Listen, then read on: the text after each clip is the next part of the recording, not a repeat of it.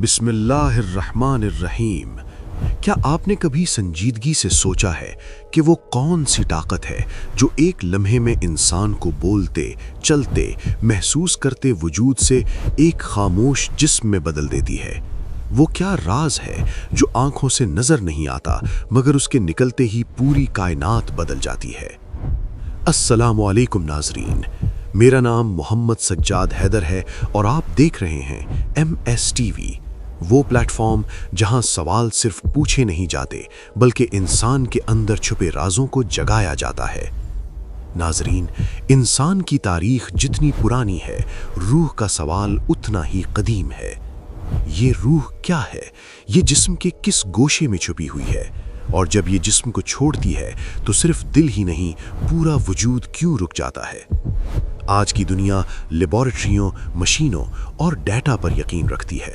Science نے دل، دماغ، اعصاب اور DNA تک کو کھول کر رکھ دیا، مگر ایک چیز آج بھی سائنس کے لیے معمہ ہے، وہ چیز جس کے بغیر نہ دل کی دھڑکن مانے رکھتی ہے، نہ دماغ کی سوچ، اور وہ ہے روح۔ قرآن پاک اس سوال کو صدیوں پہلے حل کر چکا ہے۔ سورہ اسراء میں اللہ تعالیٰ فرماتا ہے، اور یہ لوگ آپ سے روح کے بارے میں سوال کرتے ہیں، کہہ دیجئے روح میرے رب کے حکم سے ہے اور تمہیں علم میں سے بہت تھوڑا دیا گیا ہے۔ یہ آیت خود اعلان ہے کہ روح کوئی عام شے نہیں، یہ امر ربی ہے، اللہ کے رازوں میں سے ایک ایسا راز جسے مکمل طور پر جان لینا انسان کے بس میں ہی نہیں، لیکن جتنا جاننا ضروری تھا اللہ نے اتنا علم انسان کو عطا ضرور کیا۔ سوچئے، اگر انسان روح کو مکمل طور پر سمجھ لیتا تو شاید آج انسانی اعضاء کے ساتھ ساتھ روح کی بھی خرید و فروخت ہو رہی ہوتی۔ ناظرین، جب اللہ نے حضرت آدم علیہ السلام کی تخلیق کا ارادہ فرمایا تو فرشتوں سے کہا، جب میں آدم کے جسم کو مکمل کر لوں اور اس میں اپنی روح پھونک دوں تو تم سب اس کے سامنے سجدے میں گر جانا۔ یہ سجدہ جسم کو نہیں تھا، یہ سجدہ روح کو تھا، یعنی انسان کو باقی مخلوقات پر فضیلت، طاقت، جسامت یا عقل کی وجہ سے نہیں ملی بلکہ اس روح کی وجہ سے ملی جو اللہ کی طرف سے عطا ہوئی۔ یہی روح انسان کو اشرف المخلوقات بناتی ہے۔ ناظرین، اکثر لوگ یہ سمجھتے ہیں کہ روح صرف انسان میں ہوتی ہے، مگر روح کی سطحیں اور درجے ہیں۔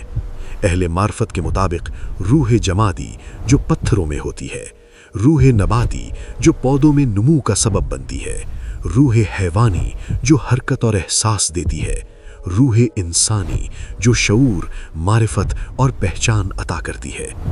اسی ترتیب کو ہم انسان کی پیدائش میں بھی دیکھتے ہیں۔ ماں کے پیٹ میں نطفہ پہلے ساکن ہوتا ہے، یہ روح جمادی کی علامت ہے۔ پھر وہ بغیر جگہ بدلے بڑھتا ہے، یہ روح نباتی ہے۔ پھر حرکت شروع ہوتی ہے، یہ روح حیوانی ہے۔ اور جب بچہ دنیا میں پہلی سانس لیتا ہے تو اس لمحے روح انسانی جسم میں داخل ہوتی ہے۔ اسی لیے فقہا کہتے ہیں، اگر بچہ بغیر سانس لیے پیدا ہو تو اس کی نماز جنازہ نہیں ہوتی، کیونکہ روح انسانی داخل ہی نہیں ہوئی۔ ناظرین، آج دنیا بھر میں لوگ دوبارہ روح کی طرف لوٹ رہے ہیں۔ اسپرچولزم، صوفیزم اور باطنی علوم یونیورسٹیوں میں زیر بحث آ رہے ہیں۔ کیوں؟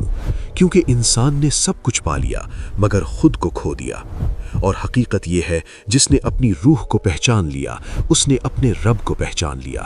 مولانا رومی فرماتے ہیں، میں نے اللہ سے کہا، اے رب، میں تجھے جانے بغیر مرنا نہیں چاہتا۔ جواب آیا، جو مجھے جان لیتا ہے وہ کبھی نہیں مرتا۔ حضرت علی فرماتے ہیں، تم سمجھتے ہو کہ تم ایک چھوٹا سا وجود ہو، حالانکہ تمہارے اندر ایک پوری کائنات سمٹی ہوئی ہے۔ ناظرین، انسان کے سینے میں روحانی طاقتوں کا ایک مرکز ہے جسے مختلف نام دیے گئے ہیں: قلب، روح، سری، خفی، اخفا۔ یہ طاقتیں سوئی ہوئی ہیں، انہیں جگانے کے لیے نفس کے پردے ہٹانے پڑتے ہیں۔ قرآن کہتا ہے، ہم انہیں اپنی نشانیاں آفاق میں بھی دکھائیں گے اور خود ان کے نفسوں میں بھی، یعنی اللہ کی نشانیاں صرف آسمانوں میں نہیں، انسان کے اندر بھی پوشیدہ ہے۔ جب انسان اپنی روح کو پہچان لیتا ہے تو موت اس کے لیے اختتام نہیں رہتی بلکہ ایک سفر بن جاتی ہے۔ جسم مٹی میں مل جاتا ہے مگر روح لباس بدل لیتی ہے۔ بلے شاہ نے سچ کہا تھا، بلے شاہ اسا مرنا نہیں، گور پیا کوئی ہور۔ ناظرین، اگر آپ کو یہ موضوع چھو گیا تو آنے والی ویڈیوز میں ہم ان پوشیدہ روحانی طاقتوں کو تفصیل سے کھولیں گے جن پر صدیوں سے پردہ پڑا ہوا ہے۔